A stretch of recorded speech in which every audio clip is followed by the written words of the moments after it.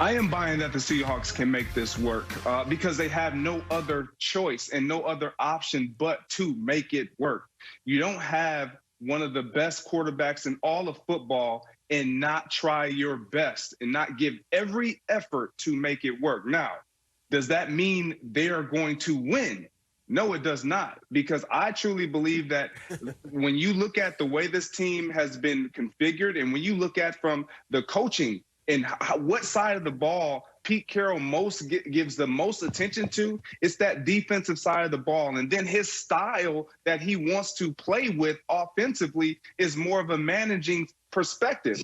And so that's where Russell Wilson is really at odds. And when he talks about I need more protection, he wants to throw the ball. He wants to be in charge. He wants to be the catalyst that they ride when we look at their offense, not just running the ball. It doesn't mean that he doesn't want to turn around and have an effective running game. But when you have a player that is as elite as Russell Wilson, he is more than just a managing quarterback. And that's how he entered into the National Football League. But that is not who he is of date. He is a guy that can put the ball in the end zone that you can ride with, and then you put pieces around him to make him better and make the team ultimately better. LeVar, let me hear what you got.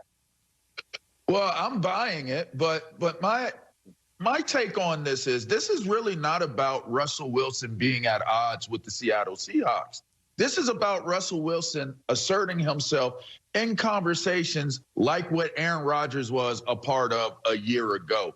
Remember, this is a man that has played at an elite level for all these years and yet doesn't sniff getting the MVP. He's got to start his campaign at some point in time. And if he had to use collateral damage with his offensive line and the offensive protection of what he had going on this season, that's what he's going to do. Nothing personal. It's just business. He's fighting for legacy. We heard legacy being mentioned when talking about Russell Wilson. So we could talk about creating a run game, figuring out what's going to go on defense. But this team did win the NFC West this year, by the way, y'all. So it's not like it's not working. They just have to do a little bit more up front. They know that. He didn't state anything that wasn't of the obvious. I think this is more so about getting the conversation on Russell Wilson for a bigger play at the table in terms of recognition of his talents. Yeah, I agree. Bad, Look, Chris. they got no choice but to make this work. Yeah, so what you do is you make your future Hall of Fame quarterback happy. It's as simple as that. From what the reports are saying, he went to the Seahawks and tried to talk to them privately about getting him some better pass protection, about making the offense a little bit more innovative, and he didn't like the response that he got.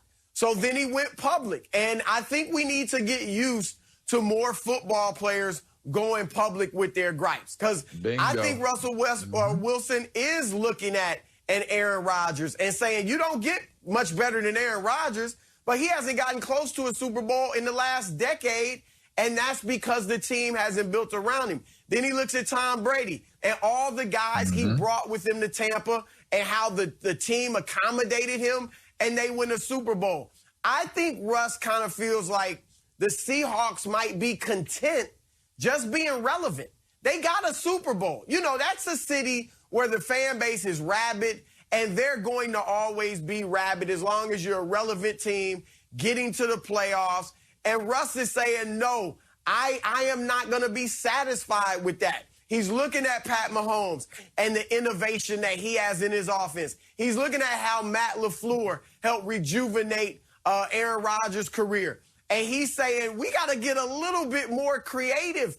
DK Metcalf talked about it after the season. It was run with the play action, throw it deep, and teams figured them out. First 8 games of the season, the Seahawks had 30 points or more 7 times. The last 8 games of the season, they did it once. So those are the things Russ is talking about. Obviously, they got to shore up the offensive line.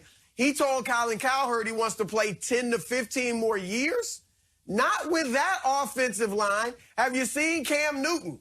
All right, if Russ keeps taking these types of hits, he knows that he's not going to be able to play another decade. So I think Seattle's got to do whatever it takes to make him happy. And I think ultimately that'll make the team better, Greg. I hear you, and I agree to an extent. But the reason why I talk about, do they really want to win? It's not that, yes, LeVar, they won the NFC West. Yes, that's great. But as Chris mentioned, yeah, they're going to always be relevant.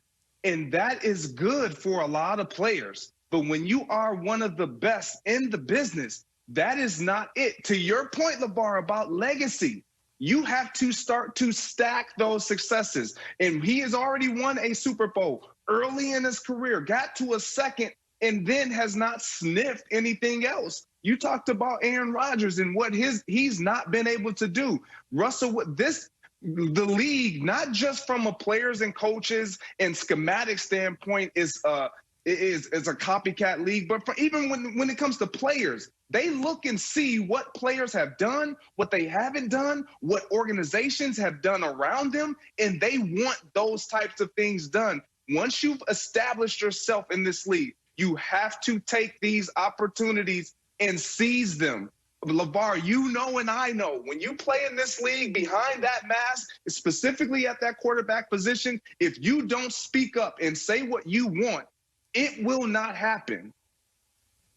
Yeah, well, I think that's the constant evolution of technology and the ability to control your own narrative, right? I mean, that's what Russell Wilson is doing. That's what many of these players are doing these days. Tom Brady, you name it. Everybody is leveraging the platforms that are out there for them to be influencers. They can actually reach a larger audience than the team sometimes. So you got to believe that those are the things that are going to take place. But, you know, one thing that you said, Broussard, that I want to address that I think is pretty interesting is the idea of coming out and talking about that our offense was figured out. We were predictable. It's interesting because when you look at the best teams in the league, you look at Kansas City this year, they were predictable. I mean, if you looked at what they did, they ran jet sweeps. They moved you around. They did trickeration coming back to the center of the field. They like crossing. They like slanting. They like sitting in the center of the field. And no one could figure it out, even though it's not a complex idea of how you run your offense. I think the conversation that has to ensue and take place for Russell Wilson, along with the rest of the core guys that are on that Seattle Seahawks team, is to look within. All of the greatest players I've been around, I don't have the opportunity to say or boast that I was in a Super Bowl, but I have played with plenty of Hall of Famers. And the one trait that I always saw when I was in the locker room with guys like Bruce Smith and Deion Sanders and Darryl Green and Champ Bailey, the preparation and the willingness to look at themselves and how that applies to what their performance is going to be and how that plays out for the performance of the team has to be the most important aspect of what it is that's taking place, especially as a leader. So I would urge and say, don't always be pointing the finger talking about it was the game plan. We were too predictable. Well, you know what? Randy Moss was predictable going downfield. You know what happened? Randy Moss still caught the ball. You know why? Because Randy Moss wanted that ball. So he took that ball. So if I'm DK Metcalf, get the ball. I don't care if they know the play. If I'm Russell Wilson, figure it out. Don't take the sacks. Some of those sacks are holding the ball sacks, right? So to me, I want to see Russell Wilson come to the table and make his team better. I get helping him, and I believe in that. Voice your opinion. You have the platforms. But, Chris, when people know your plays, they know your plays. That's what you get paid to do as a defensive coordinator and as a defense is figure those things out. It's up to the offense to adjust and still be able to have those successes.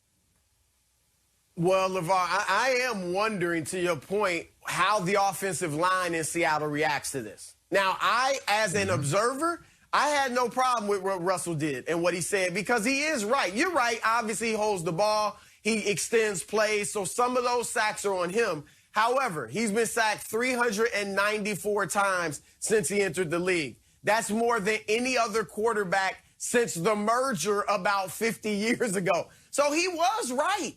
He was right that they have to protect him better. I'm wondering, does the offensive line resent that and get an attitude with Russ? And does that hurt them going forward? Or do they just take it in stride and say, look, we do have to do better. We got a Hall of Fame quarterback that we have to protect. And more importantly, the front office has to go out and get the players that can give Russ better protection, Greg. I get that, and I hear you. And I don't think the offensive line can take the stance of resenting the way Russell Wilson displayed and conveyed his feelings. That we all see it. And LeVar, I get what you're saying about he got to make guys better, but he has to have an opportunity to do better that. Guys. And for me, I don't care what situation you are in. When you know that you've done so much, and I'm not saying that he can't do more, but when you know that you've done a lot and you still don't feel like you're being supported, you have to say something, and you're going to say something. It's hard to continue to move about the same way when you know it's more than just you doing your part. It's other pieces. This is the ultimate team sport. You and I both know it. And if A doesn't connect with B, then C will never happen. And so for